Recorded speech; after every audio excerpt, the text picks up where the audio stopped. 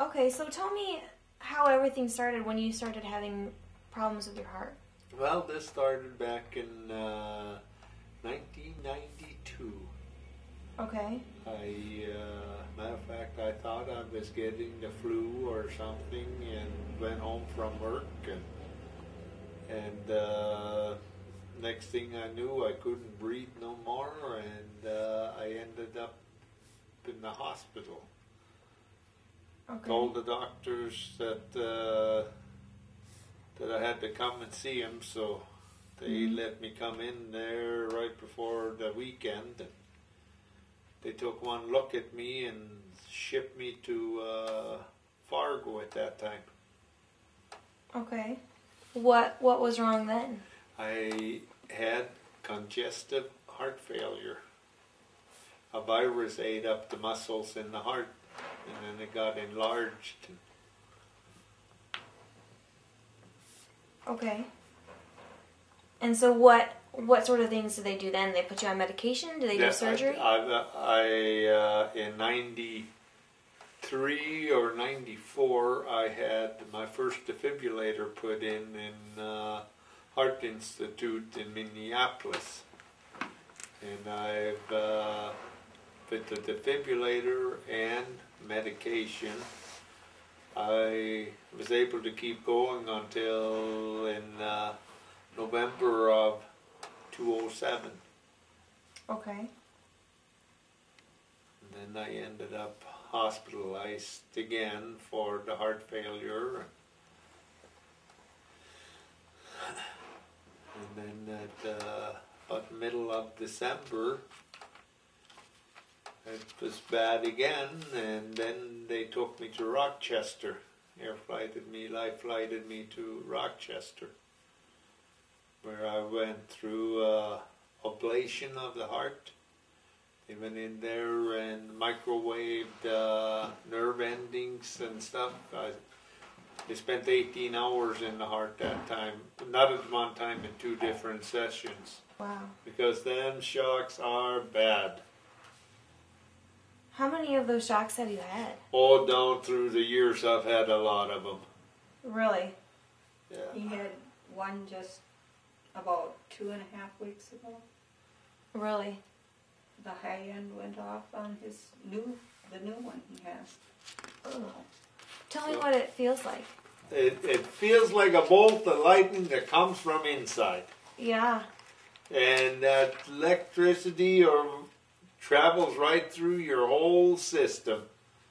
Shucks, I could even feel it going through my teeth. Oh. And then do you feel it and then it's over, or does it last? Are you sore then? Well, you can feel it for quite a while afterwards. The heart's trying to settle down, and you can, well, if you would imagine what it's like to get 110 or 220 current, that goes through a finger, and you know what that feels like. This one is right from the old heart itself, and they're terrible. I don't even wish that on my worst enemy. If not this heart transplant, what other options do you have? I'm out of them. Out of options. I'm all out of options, so I know now. Like sitting here now, I could be getting a shock anytime. Really? It's just like waiting for a bomb to go off. And that's just the way it's going to be until I get a new heart. I don't know when, why, and I just sit and wait. I tell people it's just like a big guy standing there with a fist. You know you're going to get it, but you don't know when. Yeah. Is it hard for you?